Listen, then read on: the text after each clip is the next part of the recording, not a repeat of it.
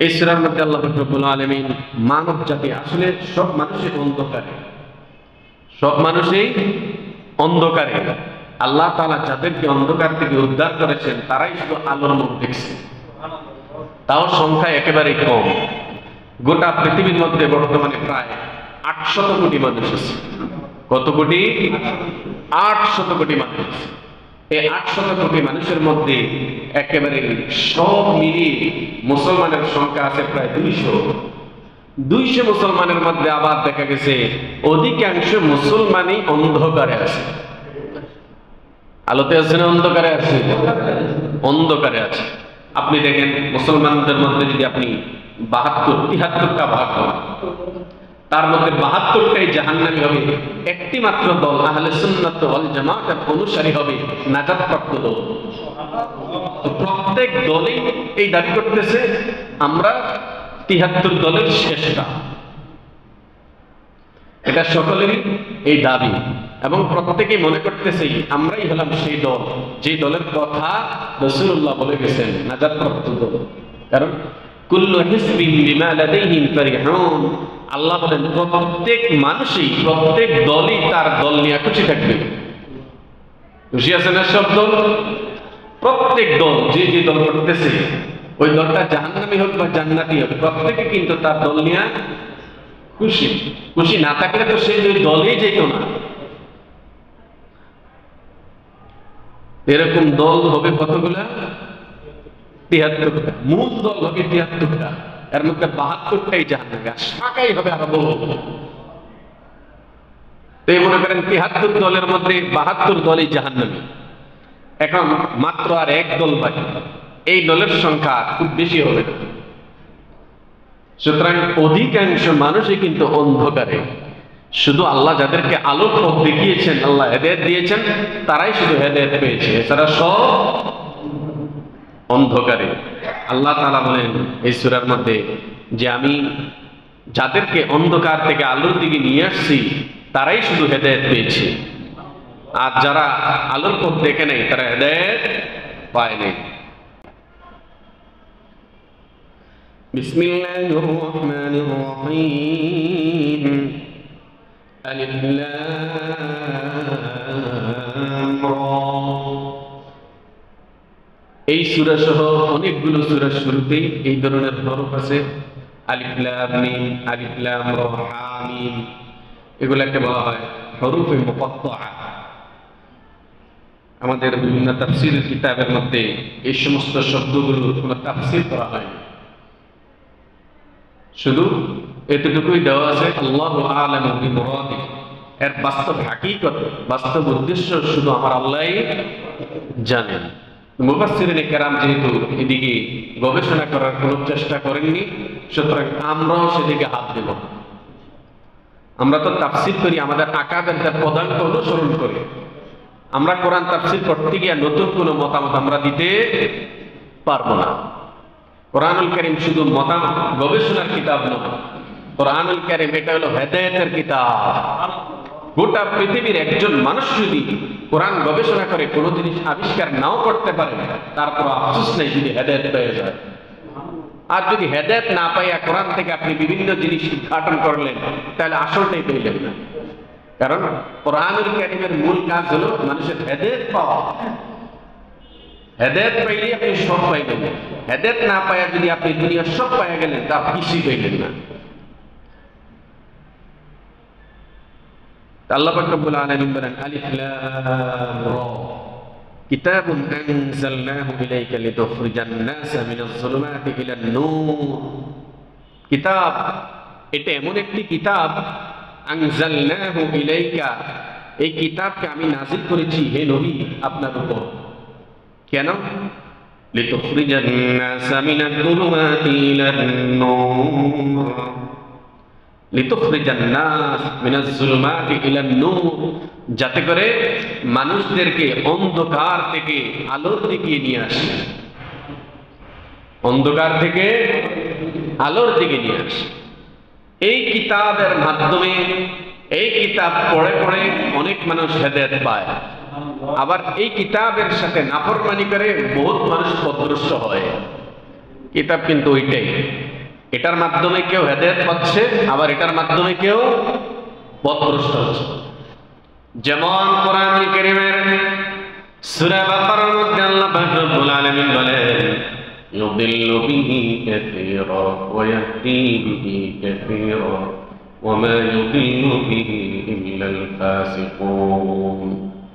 আল্লাহ পাক রব্বুল আলামিন বলেন, হে মানুষ, যেই কোরআনুল কারীম আমি শেষ নবীর উপর নাযিল করছি, এই কোরআনের উসিলায় বহুত মানুষ হেদায়েত পেয়ে গেছে, আবার সেই কোরআনের কারণে বহুত মানুষ পথভ্রষ্ট হয়ে গেছে। পথভ্রষ্ট হয়েছে না?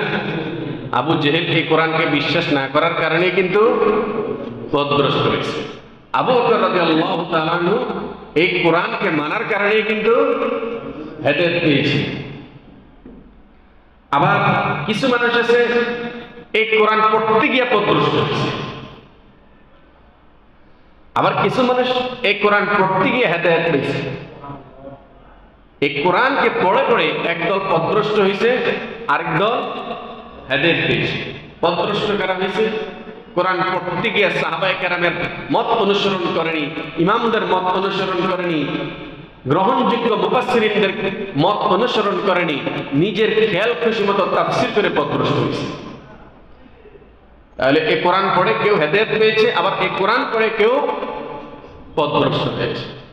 কোরআন এটা স্বাভাবিক কোনো কিতাব না যে আমি মার্কেট থেকে একটা উপন্যাস পড়ে তারপর আমার মনে যেটা চায় আমি সেই মন্তব্য করলাম। কোরআনের ব্যাপারে এটা চলবে না। পূর্ববর্তী মুফাসসিরিন যে ধারাতে তাফসীর করেছেন, ওই ধারা যদি আমার জেহেনে না ধরে, আকলে না ধরে, তাহলে আমি ভুলের মধ্যে আছি। ওইটা নিয়ে যদি আমার খটকা হয়, এটা এমন কেন হলো, আমার মনের মতো কেন হলো না, তাহলে আমি ভুলের মধ্যে আছি। আমার মন যদি বলে ওদেরটা ঠিক হয় নাই, তাহলে বুঝতে হবে আমাকে শয়তান ধোঁকা দিতেছে, এখানে আমি গলতের মধ্যে আছি, ভুলের মধ্যে আছি, ওনারাই সঠিকের মধ্যে আছে। এই জন্য বাধ্য হয়ে তিনাদের মতকে আমার অনুসরণ করতে হবে। আল্লাহ কোরআনুল কারীম রাসূলুল্লাহর উপর নাযিল করেছেন, যাতে করে কোরআনের মাধ্যমে তিনি মানুষদেরকে অন্ধকার থেকে আলোর দিকে নিয়ে আসতে পারেন। বিইذن রাব্বিহিম, কার নির্দেশে? আল্লাহ তাআলার নির্দেশে, তাদের প্রভুর নির্দেশে। কাফেরের প্রভু আল্লাহ, মুসলমানের প্রভু আল্লাহ। যে আল্লাহকে প্রভু হিসেবে না মানে ওর প্রভু আল্লাহ, যে আল্লাহকে প্রভু হিসেবে মানতেছে ওর প্রভু আল্লাহ।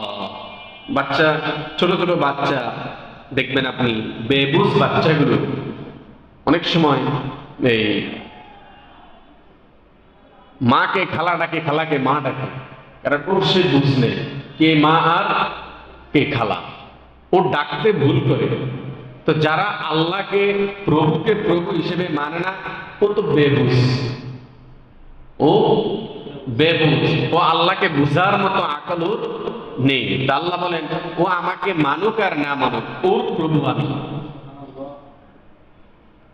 বিইذনি রাব্বিহিম, তাদের রবের নির্দেশে রাসূল সাল্লাল্লাহু আলাইহি ওয়াসাল্লাম এই কিতাবের মাধ্যমে। এখানে একটা দামি কথা, বুঝার কথা, এই কথাটা আমি গত তাফসীরেও বলেছি যে দেখেন আল্লাহ এখানে কেন বলছেন বিইذনি রাব্বিহিম। হে নবী, আপনি যে মানুষদেরকে এই কিতাবের মাধ্যমে অন্ধকার থেকে আলোর দিকে নিয়ে আসবেন, এটা কিসের ভিত্তিতে? আল্লাহর অর্ডারে, আল্লাহর হুকুমে। আল্লাহ যেই জিনিসের হুকুম করবেন না, আপনার মন থেকে সেই জিনিস আপনি করতে পারবেন না। সুতরাং দুনিয়াতে যত ভালো কাজই হোক, আমার দৃষ্টিতে যত ভালো কাজই হোক, ওই কাজটা যদি কোরআন হাদিসের পক্ষে না থাকে, ওটার যদি সাপোর্ট ইসলাম না দেয়, তাহলে ওই কাজ গ্রহণযোগ্য হবে না। আমাদের কাছে খুব ভালো মনে হচ্ছে, কিন্তু শরীয়ত সেটার অনুমতি দেয় নাই, ইসলাম সেটার অনুমতি দেয় নাই, তাহলে সেই কাজ করা যাবে না। আল্লাহ বলেন হে নবী, আপনি যে মানুষদেরকে আলোর দিকে নিয়ে আসতেছেন অন্ধকার থেকে, এটা কার হুকুমে? আল্লাহর হুকুমে। আল্লাহর হুকুম আছে বলেই আপনি এটা করবেন। বিইজনি রাব্বিহিম ইলা সিরাতিল আজিজিল হামিদ। কোন দিকে নিয়ে আসবে? সে আলোর রাস্তাটা কি? এটা হলো ইলা সিরাতিল আজিজিল হামিদ, পরাক্রমশীল প্রশংসিত সে আল্লাহর রাস্তায়, সে আল্লাহর দিকে, আল্লাহর রাস্তার দিকে মানুষদেরকে আপনি নিয়ে আসবেন। আল্লাহর রাস্তা এটা হলো নূর, আলোকিত। আর ইবলিসের রাস্তা এটা হলো অন্ধকার, জুলুমাত। আল্লাহু নূরুস সামাওয়াতি ওয়াল আরদ, আসমান জমিন সব কিছুকে ঘেরাও করে আছে আমার আল্লাহর নূর। তা আল্লাহর রাস্তাটা এটা হলো আলোকিত। এই রাস্তায় যে চলবে এই আলো ওকে সোজা জান্নাতে নিয়ে আসবে। আর ইবলিসের রাস্তা হলো অন্ধকারাচ্ছন্ন, অন্ধকার রাস্তায় চলা যায়, অন্ধকারে চলা যায় না। জাতির পিতা ইব্রাহিম আলাইহিস সালামই তোমাদের নামটা রাখছে, তোমরা মুসলমান। আমাদের নাম রাখছেন আমাদের পিতা, সন্তানের নাম তো পিতাই রাখে। আমরা যেহেতু মুসলমান, আমাদের জাতির পিতা হলেন ইব্রাহিম আলাইহিস সালাম। সেই ইব্রাহিম আলাইহিস সালামের নামে নামকরণ করা হয়েছে। মানুষ নেতা নেত্রীর নামে নাম রাখে না, এয়ারপোর্টের নাম রাখছে, ব্রিজের নাম রাখছে। তো যে সূরার নাম এসেছে সেই সূরার নাম ইব্রাহিম আলাইহিস সালাম। সবচেয়ে দামি জায়গায় সেই সূরার নাম রাখা হয়েছে ইব্রাহিম আলাইহিস সালামের নাম। কিয়ামত পর্যন্ত গোটা পৃথিবীর সমস্ত মানুষ স্মরণ করবে ইব্রাহিম আলাইহিস সালামকে। ভালো কাজ করলে মানুষ ভালো কাজের স্মরণ করে, আর মানুষ খুন করলে মানুষ খুনের স্মরণ করে। ওলামায়ে কেরামের সাথে ভালো ব্যবহার করলে মানুষ সেটাও স্মরণ করে। আবার ওলামায়ে কেরামকে জঙ্গির নাটক বানিয়ে জেলে ঢুকাইলে এটার স্মরণও মানুষ করে। ইব্রাহিম আলাইহিস সালাম কতগুলো কাজ করছেন এই জমিনে, আল্লাহর কাছে এত পছন্দ হয়েছে, আল্লাহ তিনার সেই কাজগুলোকে কিয়ামত পর্যন্ত মানব জাতির মধ্যে স্মরণীয় করে রাখার জন্য সেই আমলগুলো আমাদের উপর কোনটা সুন্নত কোনটা ওয়াজিব করে দিয়েছেন। কুরবানির ইতিহাস, এই কুরবানি আমাদের উপর ওয়াজিব। তো দুনিয়াতে যতদিন মানুষ আসবে, দুনিয়া যতদিন থাকবে, এই কুরবানির ইতিহাস টানতে গেলেই ইব্রাহিম আলাইহিস সালামের নাম আসবে। তারপর বাইতুল্লাহ পুনর্নির্মাণ,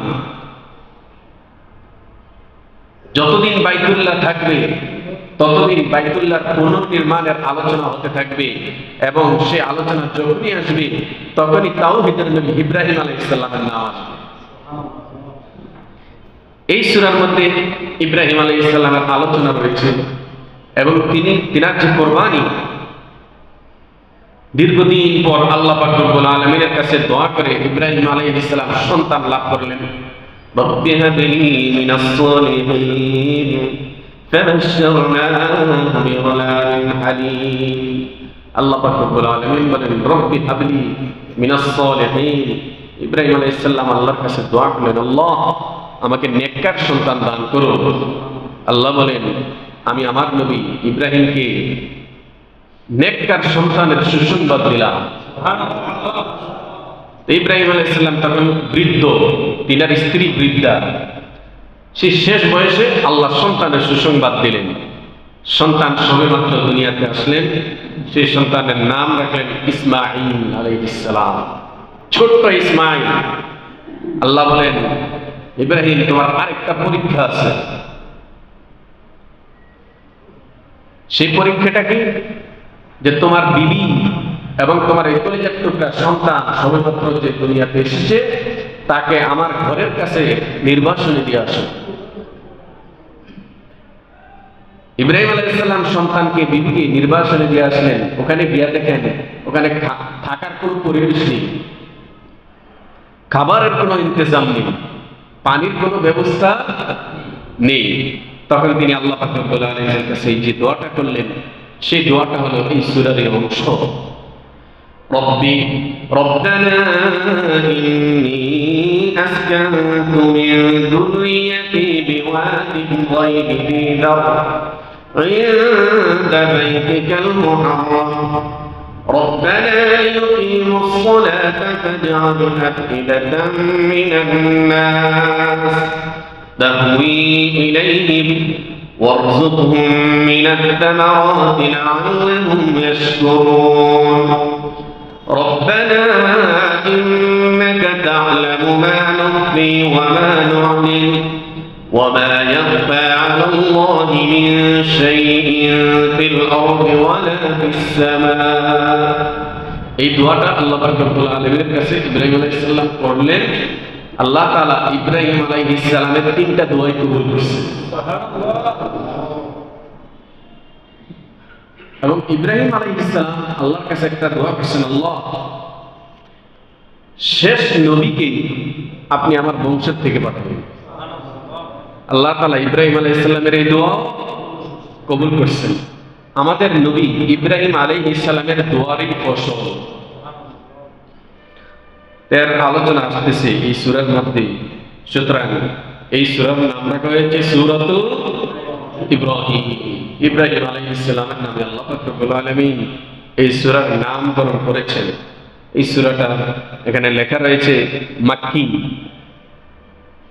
সূরা ইব্রাহিম মাক্কিয়া সূরা দুই ধরনের হয় মাক্কি অথবা মাদানী হিজরতের আগে যে সূরাগুলো নাজিল হয়েছে বা কোনো অংশ যদি নাজিল হয়ে থাকে তাহলে সেই সূরাকে বলা হয় মাক্কি সূরা পুরা সূরাও যদি নাজিল না হয়ে থাকে কিছু অংশ যদি হিজরতের আগে নাজিল হয়ে থাকে তারপরে সেই সূরার নাম মাক্কি আর হিজরতের পরে যে সূরাগুলো নাজিল হয়েছে সেগুলোকে বলা হয় মাদানী 52টি আয়াত আছে এই সূরার মধ্যে